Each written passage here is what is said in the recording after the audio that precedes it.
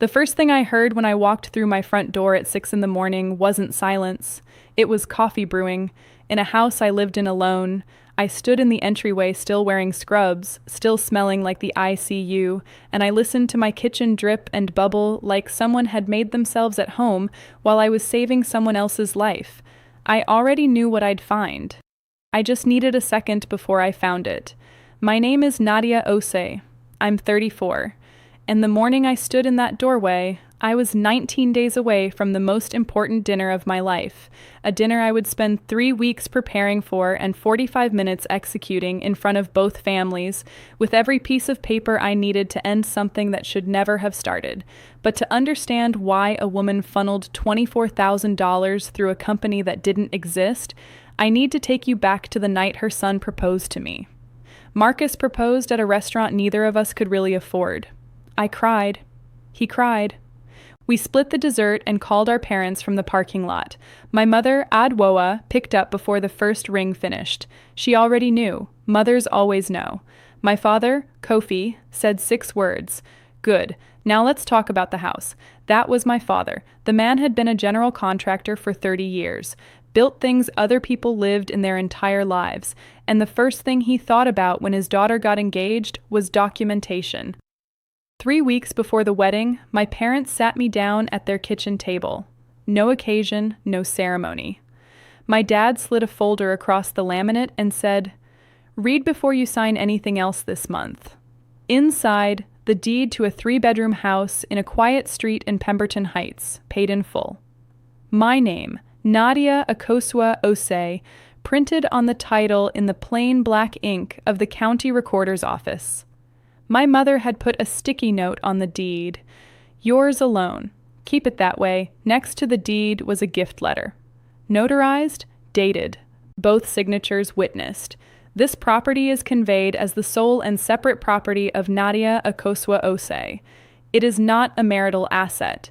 It is not a gift to any other person. I looked at my father. He looked back at me over the top of his glasses with the expression of a man who'd watched too many things get built and too many things get taken apart. Your grandfather lost his house in a divorce, he said. Your uncle lost his in a lawsuit. I didn't work 30 years to watch what I built you disappear in someone else's argument. Put the deed somewhere fireproof. I thought he was being dramatic. I put the folder in a fireproof lockbox and didn't think about it for 4 years. Marcus was easy to love in the beginning, and that matters, because it's easier to dismiss a warning when the thing you're being warned about still feels like a blessing. He was funny, present, the kind of man who remembered which side of the bed you preferred and which songs you couldn't fall asleep without. He called my parents mom and dad 6 months into dating and meant it in a way that felt earned. We had 1 good year, clean, quiet, the kind of year that convinces you the foundation is solid. And then Diane arrived. Diane was Marcus's mother, 61, retired, and the keeper of a wound she hadn't let heal in 22 years. Her husband had left her for someone younger, taken the house, the car, and the retirement account, and left her with 2 teenagers and a credit card that was already maxed. She'd rebuilt slowly, painfully, on her own terms, and she wore that suffering the way some people wear jewelry, close to the skin, always visible. I understood it. I even respected it. What I didn't understand, not yet, was that some people don't just carry their wounds, they look for a place to put them down. The first sign wasn't obvious. They never are. Year 2, I noticed that Marcus's phone went face down whenever Diane called, not silent, face down, like he didn't want me to see the name. He'd excuse himself, step outside, come back 10 minutes later slightly rearranged. A topic changed. A mood shifted. I asked once, gently, "Does your mom have a lot of pull over your decisions?" He gave me the look people give when you've touched something they didn't know they were protecting. "She's been through a lot, Nadia. She deserves my attention." That wasn't an answer. I noticed. By year 3, Diane had started treating my house like a project she'd been assigned to improve. New throw pillows appeared on the couch one afternoon. I came home from a double shift and found the front hallway rug had been replaced with one that was, to be fair, nicer. But I hadn't chosen it. I hadn't been asked. When I mentioned it to Marcus, he sighed like I was exhausting him. "She's trying to help. Why does everything have to be a fight? It's not a fight, it's a question. Whose house is this? He said, ours. I said, try again. He went quiet. Marcus going quiet was, I would eventually understand, not the end of a disagreement. It was the beginning of a plan. Diane showed up that December with a story. She'd done this before, arrived with old photographs and grief arranged carefully in her hands like flowers at a funeral. This time it was pictures of a colonial house in Ridgewood. 4 bedrooms, big porch, a swing set in the side yard. The house she'd lost. She spread them on my kitchen table like evidence. I painted every room myself, she said. My kids grew up in that house. I had everything, and then one day I had nothing. Her voice broke. Real enough. And for a moment I saw her, not the woman who kept rearranging my living room, just a person who had lost something she couldn't get back. I'm sorry that happened to you, I said, and I meant it. She picked up one photograph, her house in the snow, and she looked at me with something that had shifted just slightly behind her eyes. You're a lucky girl, Nadia. Not everyone gets a house handed to them. I took the photograph gently from her fingers and placed it back on the table. My parents worked 30 years for this house, I said. It wasn't handed. It was built. She smiled with her mouth and gathered her photographs and left. It was only later, much later, that I understood she hadn't come to share her grief. She'd come to measure my guilt.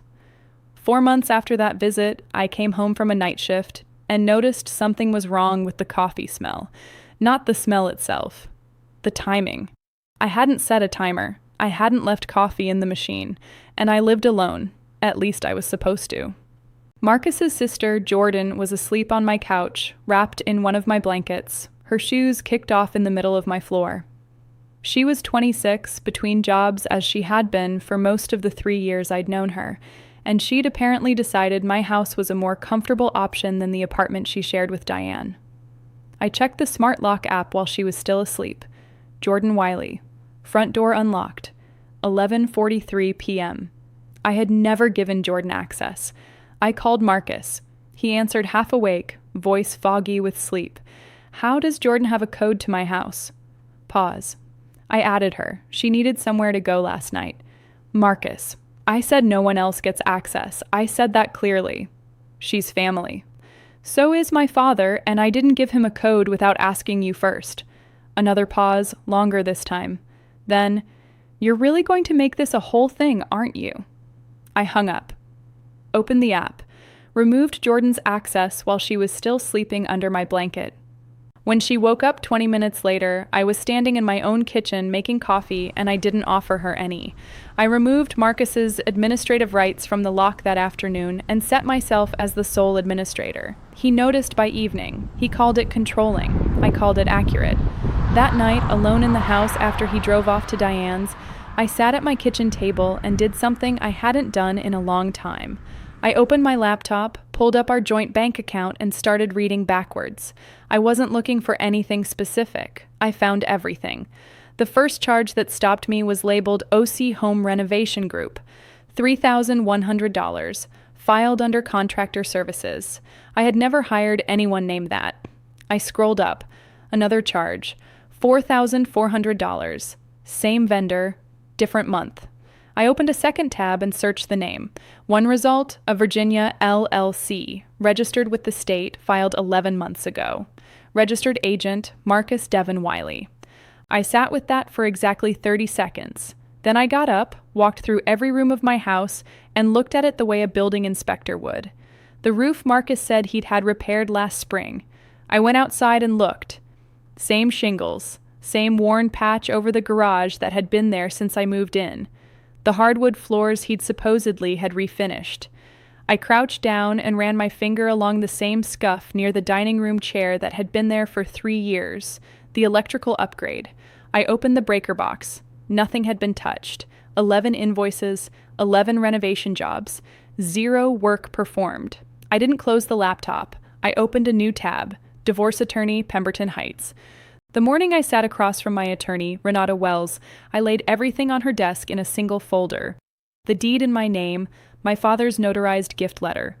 6 months of joint account statements with every OSE home renovation group charge highlighted, and the most important document I'd found 2 nights ago in the locked drawer of Marcus's desk, a bank statement from a separate account I'd never seen. Account holder, Diane M. Wiley. Balance, $21,800. Deposit history that matched, dollar for dollar, every invoice billed to our joint account. Renata put on her reading glasses and didn't speak for 4 minutes. Then, the house is yours, not in dispute. He was never on the title. The gift letter is clean. He has no claim. I exhaled. The LLC is dissipation of marital assets, she continued. He moved joint funds through a fabricated entity into his mother's personal account. A forensic accountant can document it in full. It'll take about 3 weeks.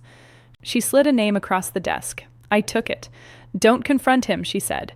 Don't move money, don't change account access. Let the forensic trail finish. Then you tell him. But I want you to tell him in front of witnesses. I thought about that on the drive home. In front of witnesses. And then I thought, Marcus loves an audience. He'd already been planning his own announcement. Maybe it was time to let him make it. 3 days later, Marcus sat down across from me with the expression he wore when he believed he was being reasonable. I've been thinking about my mom's living situation, he started. I waited. Her lease is up. The apartment's too small. She's been alone for years, and honestly, this house has a whole empty bedroom. He paused, giving me space to agree. I want her to move in. I kept my face neutral. Have you mentioned this to her? He smiled. She's already started looking at paint colors for the guest room. Paint colors. For a room in my house. Before a single word had been said to me, I tilted my head. That's a big decision. Let's do it properly. Bring everyone together, your mom, Jordan, my parents. If this is a family decision, let's make it like one. Marcus lit up. He thought I was coming around. Yes, that's perfect. I'll set it up for Saturday. He went to bed, relieved.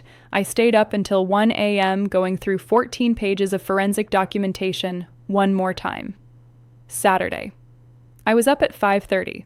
I cleaned the house, set the table with the good plates, mine, not Diane's, and spent the day cooking.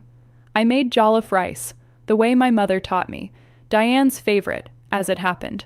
There's something clarifying about cooking a beautiful meal for someone whose evening is about to go very badly. Diane arrived at 5:15, carrying a casserole and a certainty that radiated off her like heat. Jordan followed with an overnight bag already packed, which told me everything I needed to know about what they'd been told. My parents arrived at 5:40. My father, Kofi, had a brown envelope tucked under his arm. He shook Marcus's hand, kissed Diane on the cheek, and sat down at the table with the quiet energy of a man who has been building things long enough to recognize when something is about to be torn down. 7 people, 1 table, and a folder in my bag with a weight that had nothing to do with paper. Dinner was warm. Diane praised the jollof twice. Jordan asked for seconds. Marcus refilled wine glasses and made a comment about needing a bigger table. The kind of joke that lands differently depending on what you know. My father ate slowly and watched everything. After the dishes were cleared and coffee was poured, Marcus stood up. He picked up his glass, waited for the room to quiet, and smiled the smile I had married. I want to share some good news. Mom's lease is ending next month. Nadia and I have talked, and we've decided she's going to move in with us. The guest room's already perfect for her. Jordan, you're always welcome. And I've actually already ordered a new key set for the front door. He looked at me. Right? Every face at the table turned toward me. Diane's hands folded together, expectant. Jordan half smiling, my mother gripping her coffee cup, my father perfectly still. I set my napkin on the table, pushed my chair back, stood up, and I said, I'm glad everyone's here because there's something we should all understand about this house before any decisions are made. I reached into my bag. The room changed the moment I placed the folder on the table. Not because of anything I said, just the weight of it. Paper has a presence when the people watching you know it means something. This is the deed, I said, holding up the first document, recorded with Pemberton Heights County. The owner is Nadia Akosua Osei, my maiden name, not Marcus, not both of us. Me. Marcus straightened. Nadia, I'll be done in a moment. I set the deed down, picked up the gift letter. This is the notarized transfer document my parents signed before our wedding. The relevant line reads, "This property is conveyed as the sole and separate property of Nadia Akosua Ose. It is not a marital asset." I looked at my father. He nodded once. Dad, do you want to confirm what that document represents? Kofi set down his fork. His voice was unhurried. Your mother and I paid for that house outright. Cash. 30 years of work. We put it in Nadia's name on purpose, and we got it notarized on purpose, because we knew what separate property means in a court of law. Diane's face had gone the color of the white tablecloth. I reached into the folder. But the house isn't the reason I asked you all here tonight. This is. I placed Sandra's forensic report on the table. 14 pages, tabbed, exhibits at the back.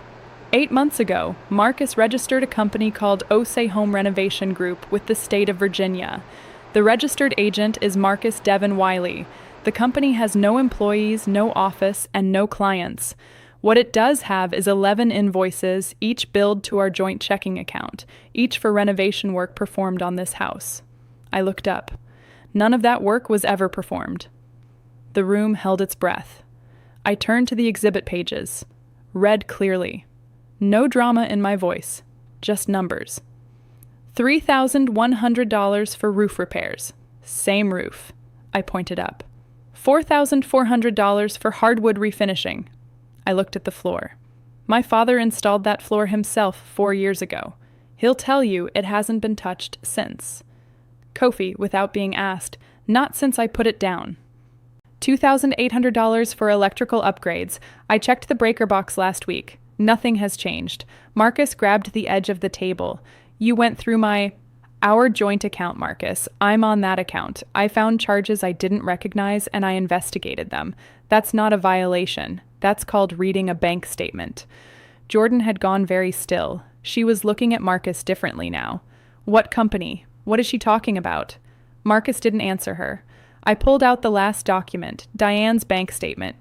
Total billed to our joint account through OC Home Renovation Group, $24,200. Every dollar was transferred electronically to a savings account at Piedmont Community Bank. I looked at Diane directly. The account is in your name, Diane. The balance, as of last month, was $21,800.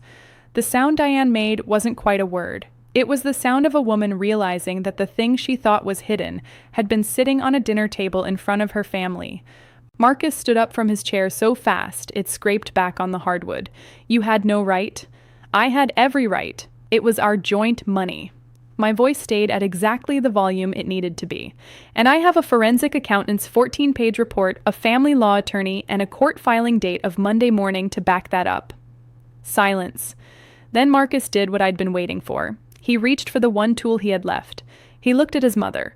Mom, tell her. Tell her why we did it. Tell her she's misunderstanding. Diane's chair scraped back.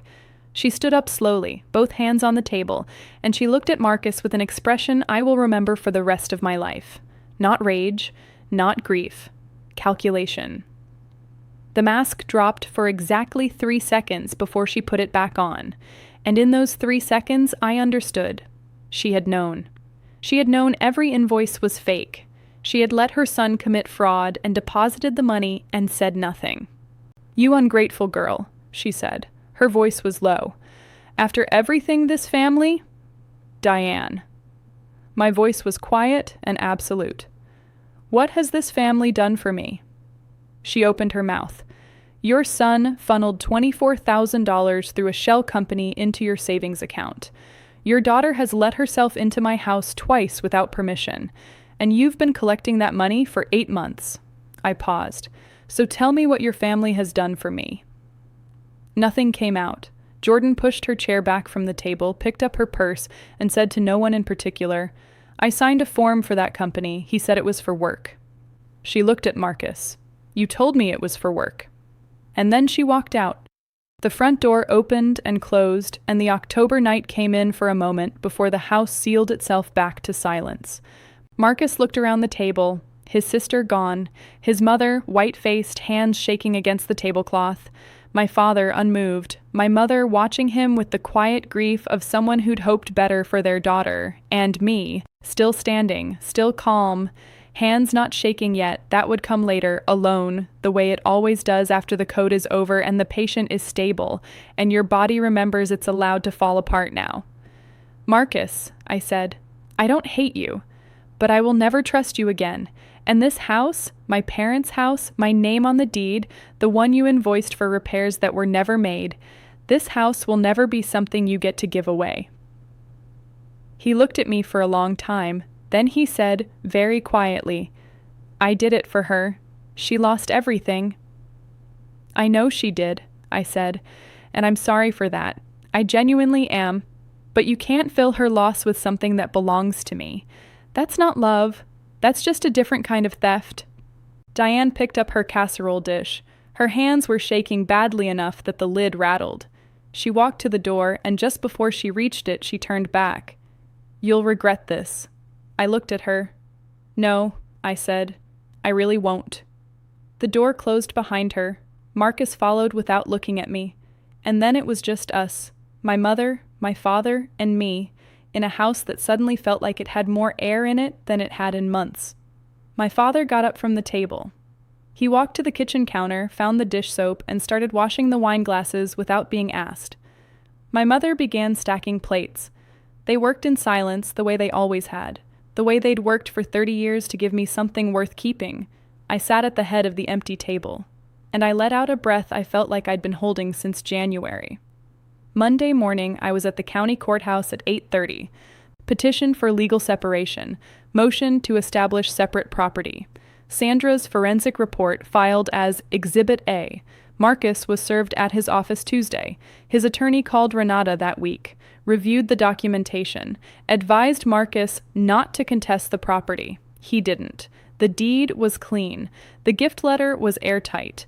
I'd paid property taxes from my personal account every year. There was nothing to argue. The equitable distribution hearing was 3 hours. The judge ordered Marcus to repay $24,200 from his share of joint assets. The LLC credit card debt, $5,800, was assigned entirely to him. Diane's savings account was subject to a constructive trust claim. She returned $17,000. The rest had been spent. It was written off. Marcus moved out on a Wednesday. He loaded boxes into a rental truck without looking at the house. I watched from the kitchen window until the truck turned the corner. Then I locked the front door. Then I made coffee. The first weekend alone, I walked through every room.